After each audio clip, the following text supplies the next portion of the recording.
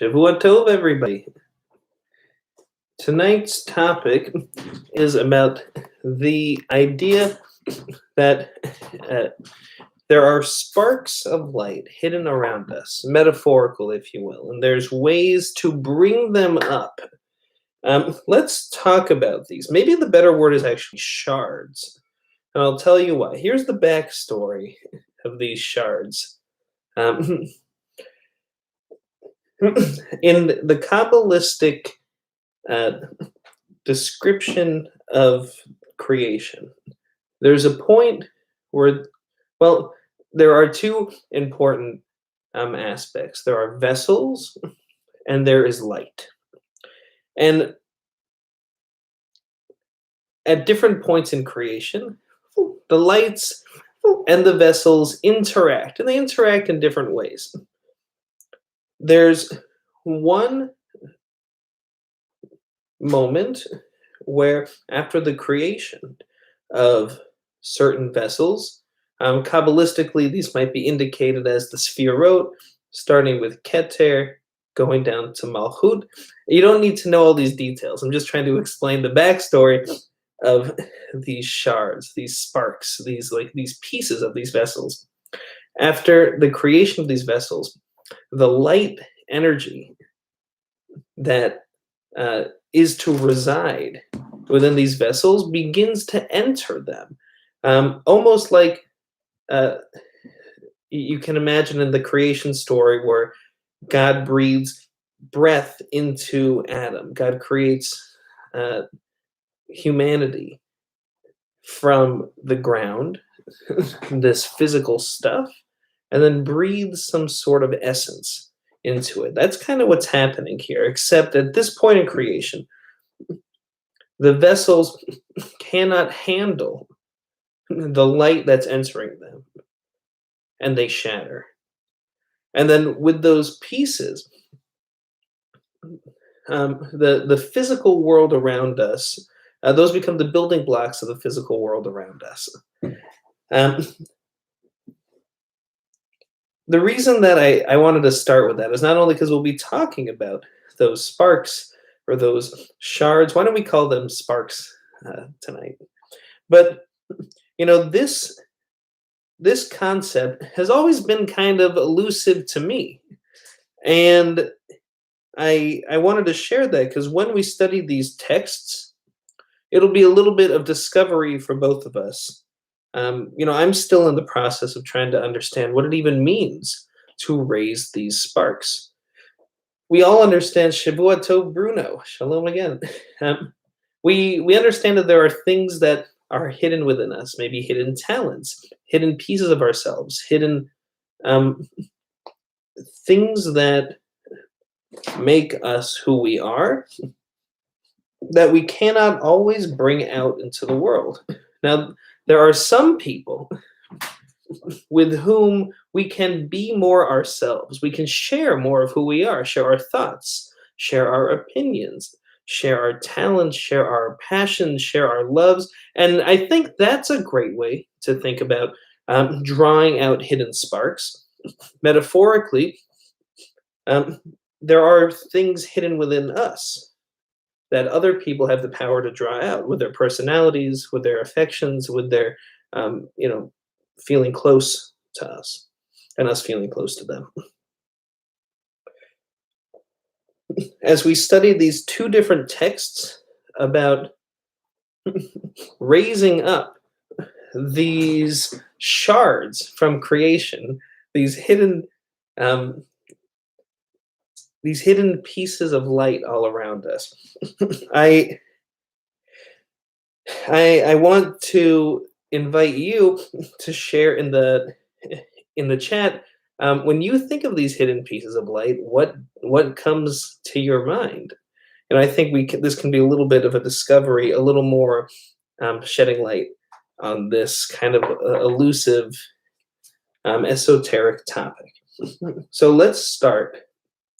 Shavua Tov, Karmi, Shavua Tov, Elaine, my mom and Steve joining us in Florida.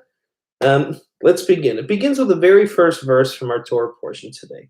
V'ha'alotcha et hanerot. It says, this is the commandment to light the lights of the menorah. God spoke to Moses saying, V'ha'alotcha, let's read it in the text. V'ha'alotcha et hanerot el mul pnei hamenorah ya'iru shivat hanerot.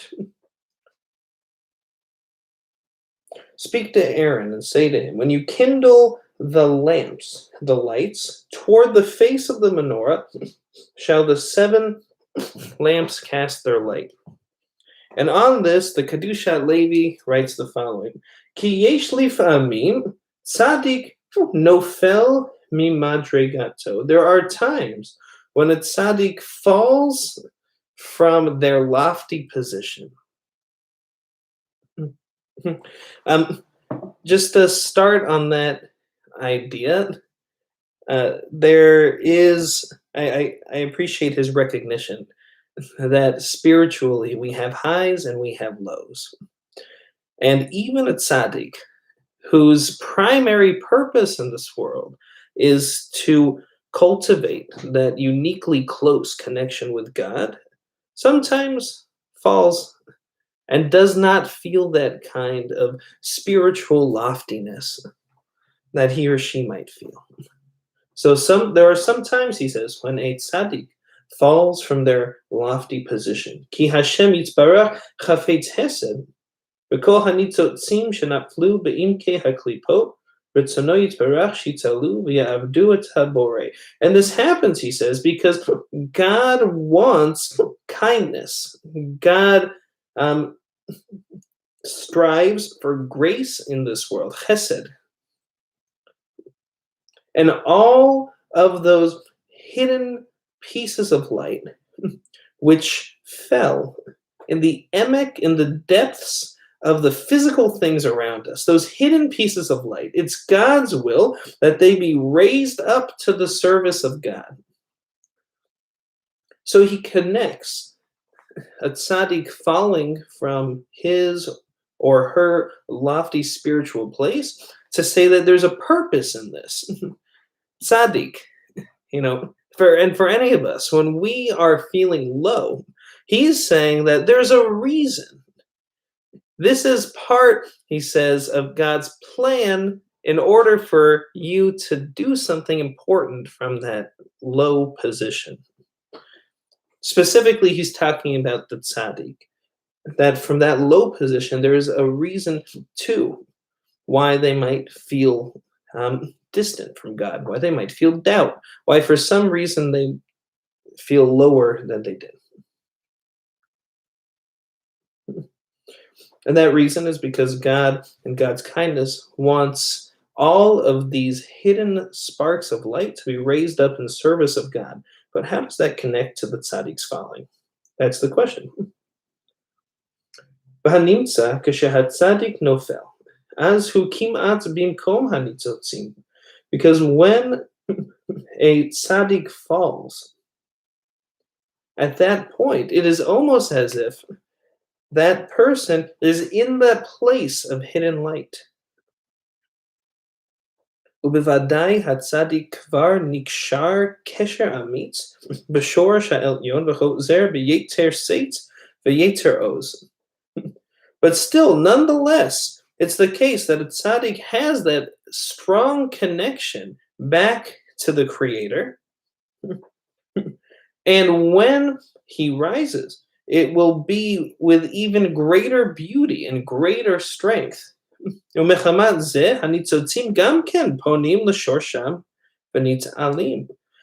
that happens, also the nitzotzim, those hidden sparks all around, will be raised up toward their roots. That is to say, their heavenly roots. He's saying here, when a tzaddik falls from their lofty place, it is almost as if they're in that place of hidden light.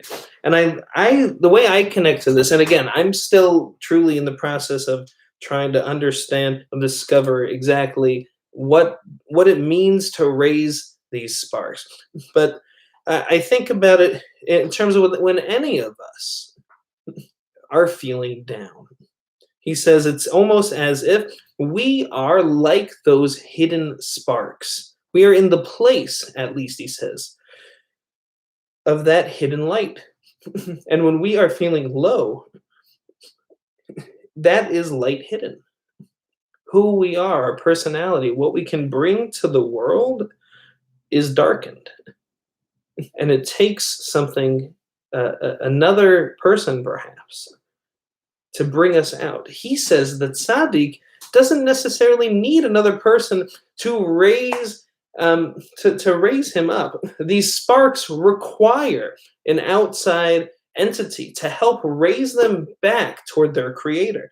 But he says that tzaddik has, even in those moments, an unusually strong connection to God, a deep faith in God that's like a rope that that can help this tzaddik to rise up even when they're feeling low. When that happens, all of a sudden, everything around the tzaddik is also raised up. Those sparks that are hidden around this person. When I think about this story, there is a powerful story from the Holocaust that that comes to mind about being in the depths and raising sparks and having everything around you, all the people, all the hidden sparks around you raised up too. There's probably no darker place than the death camps during the Holocaust. And there's a remarkable story, and you'll forgive me because I forget to whom it's attributed, but I'll find this out for a future class. Where in the midst of the camp, there was a father and son, and the father continued to save a little bit. And by the way, if to whom to attribute the story, please share in the chat. But the father continued to save portions of his margarine that he would get every day. And he would save and he would hide and he would save and he would hide it. And finally, he took some of it. And then when it was time for Hanukkah, he took some of the margarine and he took some fabric from his clothes and made a wick and lit a candle to celebrate Hanukkah there in the camp. His son, seeing this, was furious because this food is their life. If you don't eat this margarine, you don't get any other food. So he turned to his father and said, "Dad, what are you doing? This is no way to survive." And his father said, "You can live 3 days without water, maybe a week or more without food, but you cannot live a second without hope. You can't live a second without hope." In that moment, this person in the camp, in turning back to God, we still feel the reverberations from that story lift us up, give us strength in our faith. That is an example of deep in the depths,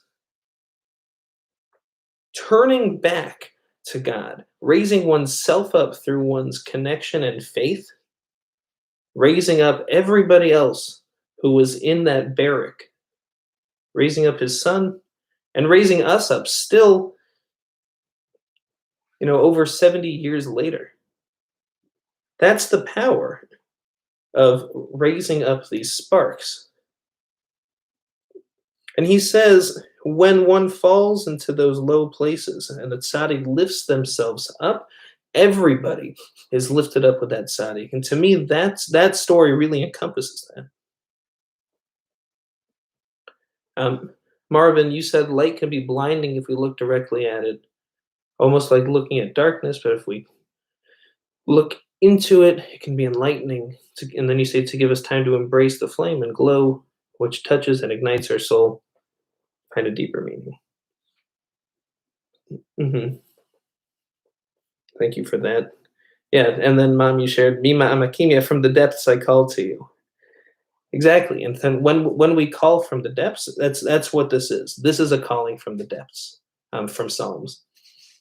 Okay, let's continue in this teaching. It says, Zehu Shamar HaKatuv, this is what the Torah says, V'halotcha et hanerot, and you're raising up the lights of the menorah. Hainu, that is to say, V'ha'alot hanitzotzot, and the raising up of these sparks, El Panei HaMenorah, toward the face of the menorah, Lashon Pana. This is the language of turning, Pana, facing something, turning to face something. Ka'asher, and so here's how he understands it. Ka'asher yifnu hanitzotzim el HaMenorah, when one turns those sparks to face the menorah. Oh, thank you, Rabbi Hugo Grin. Thank you, Marvin. I really appreciate you, you sharing to whom that story is attributed. Thank you, Rabbi Hugo Grin. The story about the menorah, that incredible story from the Holocaust. Thank you. This is how he understands it. Ka'asher yifnu hanitzotzim el hamenorah, when those sparks turn to the menorah, shezohi hashechina, which is symbolic of the Shekhinah, of God's dwelling presence in this world. Shoresh ha'elyon azay yitzalu kulam v'ya'ir shivat hanerot. That Shekhinah is that upper root, the spiritual root to which all of creation is connected. Then when you lift up those sparks, az yitzalu kulam, then everything will be lifted up, and the light of the seven candles will be lit.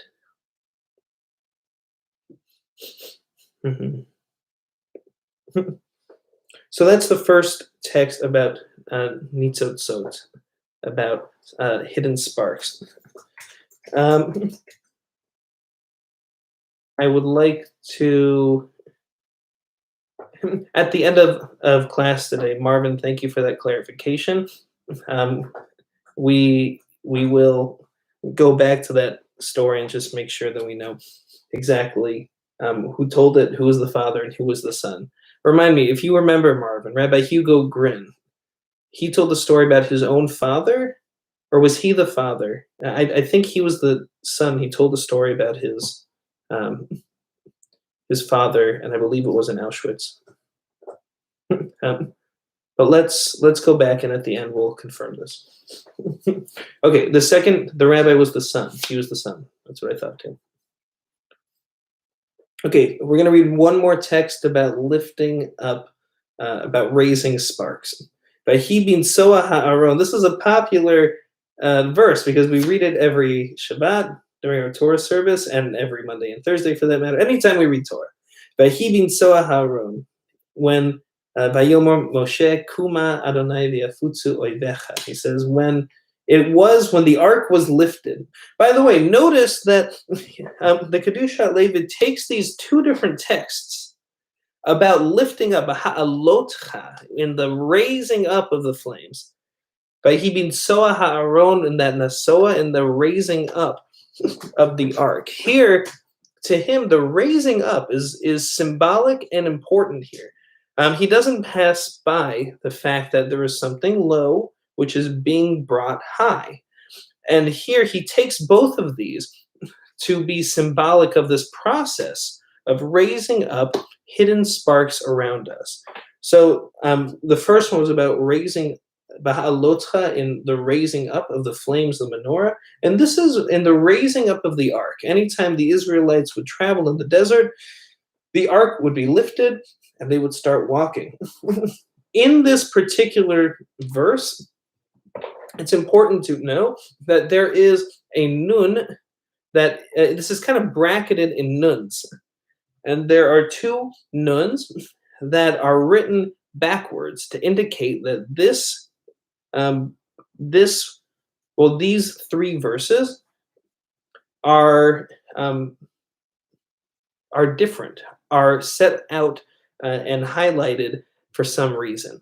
So in this part of the Torah, when you actually read these verses about the ark being lifted, you'll find there are two nuns written backwards. And he's going to explain what that means in connection with the raising of the ark and raising sparks. He says, Nun hafucha. He says, here we have a backwards nun. Ki hanun mora al yira, because nun is symbolic for yira, for awe or reverence. Yira being one of the two main modes to serve God through. There's yira and ahava. Yira is awe, reverence, fear, and then there's ahava, which is love. You can imagine it with perhaps our own parents or parents toward children, where we're nervous about consequences, so we listen to them. At the same time, we love them, so we listen to them. Sometimes we listen out of reverence. Sometimes we listen out of love, and then hopefully you get to a point where it's a little bit of both. So that he says, the nun here represents yira, it represents reverence. Because of this, it is kafuf, it is backwards. He has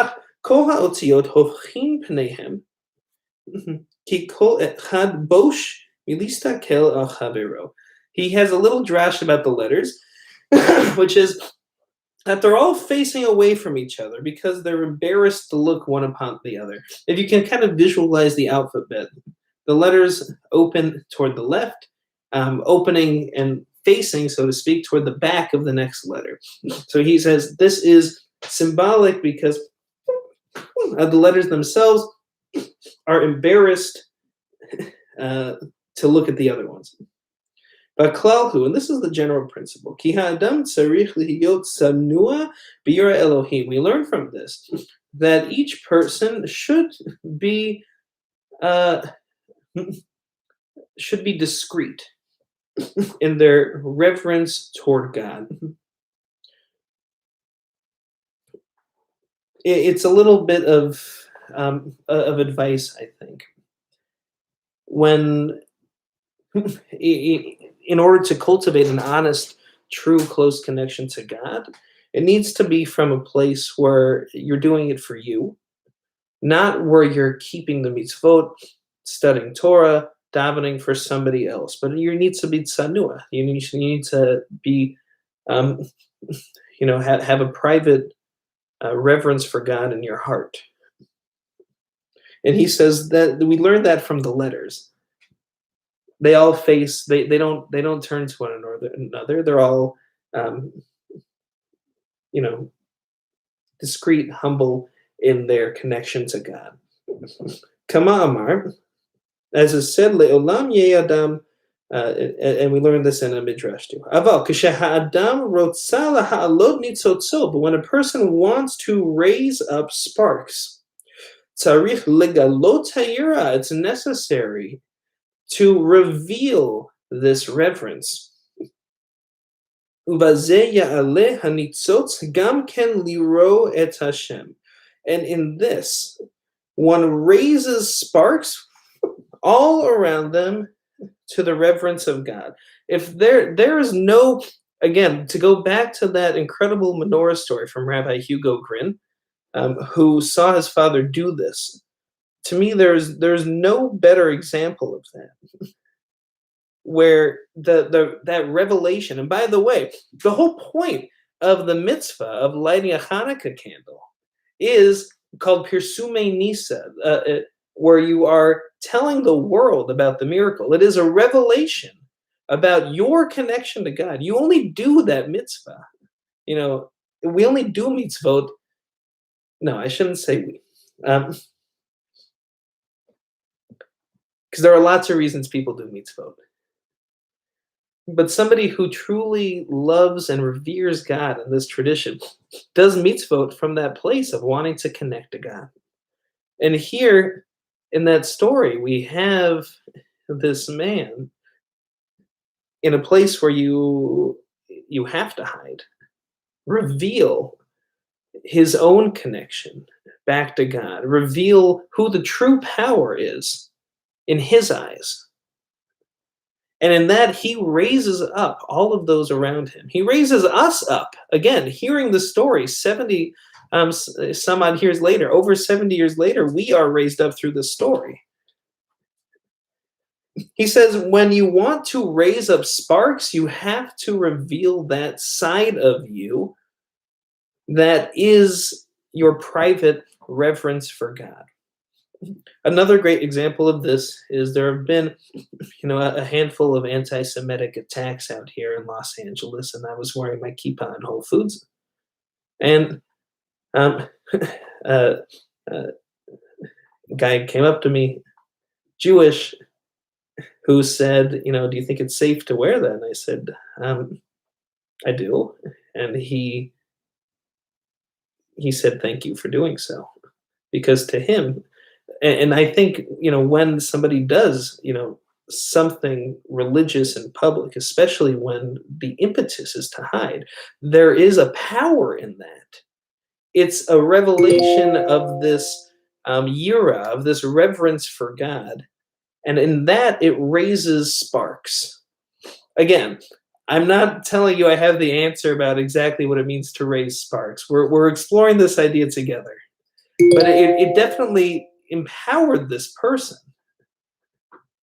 to feel a deeper connection back to God, because there was a public revelation of someone else's connection to God, of the feeling of reverence, that another person had back. And in that way, it helped to raise him up, and others too, perhaps. He says, I'll read that again. When a person wants to raise up sparks, it's necessary to reveal that reverence. And in that way, he will raise sparks also to revere God.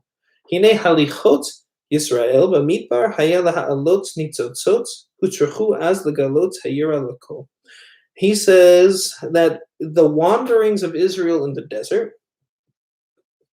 were in order to raise up those sparks. And in so doing, it was necessary to reveal reverence of God to everybody. But the purpose, he says, of Israel wandering in the desert was not just to kill off that generation that came out of Egypt, but it was specifically because in the Midbar, in the hidden places on earth, it was necessary to raise up those sparks. And that was the reason the Israelites were there. And in so doing, it was necessary to reveal that reverence toward God in order to raise up those sparks. Like we just said, there's a power in a revelation of a public revelation of yira, of reverence toward God. And it was necessary to do that in the desert. So, and by doing that in the Midbar, also those hidden sparks there would revere God. And this is the explanation of the verse, being so ha'aron, in the raising up of the ark. Sheha'aron nosea im Yisrael ba'midbar, because the ark was lifted with Israel, traveled with Israel in the wilderness, in order to raise up sparks. That was its purpose. Because it was necessary to reveal that reverence toward God. And this is the hint. Banun, in that backwards nun. Shemora al yira, because the nun represents yira. It represents reverence. Hofech panav galot hayira b'kdei lahalot nitzotzot, and its face is turned outward as a symbol of the yira, which is revealed in order to raise up sparks.